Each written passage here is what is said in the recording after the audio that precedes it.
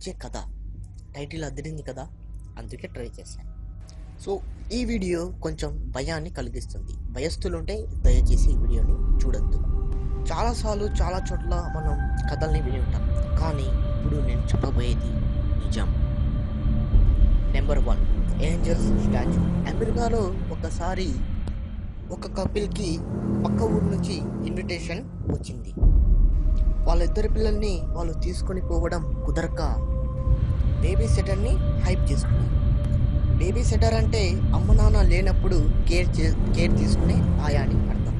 తన పిల్లల్ని జాగ్రత్తగా చూసుకొని చెప్పి వీళ్ళు వాటికి వెళ్ళిపోయారు. రాత్రి అయ్యాక ఇద్దరు పిల్లలు నిద్రపోయారు. ఇంకా ఈమెకి బోర్ కుట్టి టీవీ చూద్దామని మాస్టర్ బెడ్రూమ్లోకి వెళ్ళింది. సో వెళ్ళడానికి పర్మిషన్ తీసుకోవడానికి కాల్ చేసింది. పేరెంట్స్ పర్మిషన్ ఇచ్చేశారు.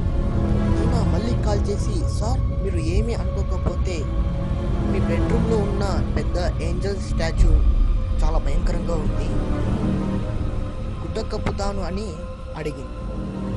అది విన్న ఫాదర్, అమ్మ నువ్వు అర్జెంట్గా పిల్లల్ని తీసుకొని బయట నుంచి వెళ్ళిపో అని, నేను పోలీసులకి ఫోన్ చేస్తాను అని అన్నాడు. ఎందుకు సార్ కంగారు పడుతున్నారు, ఏమైంది అని ఈమె అడిగితే వాళ్ళ పేరెంట్స్ చెప్పింది, మా ఇంట్లో అసలు ఏ ఏంజల్ స్టాచ్యూ లేదు, ఇంట్లో నుంచి అర్జెంట్గా బయటికి పారిపో. 10 నిమిషాల్లో పోలీసులు వాళ్ళ ఇంటికి వచ్చారు. అప్పటికి బేబీ సిట్టర్ మరియు పిల్లలు రక్తపు మడుగులో పడిపోయి ఉన్నారు.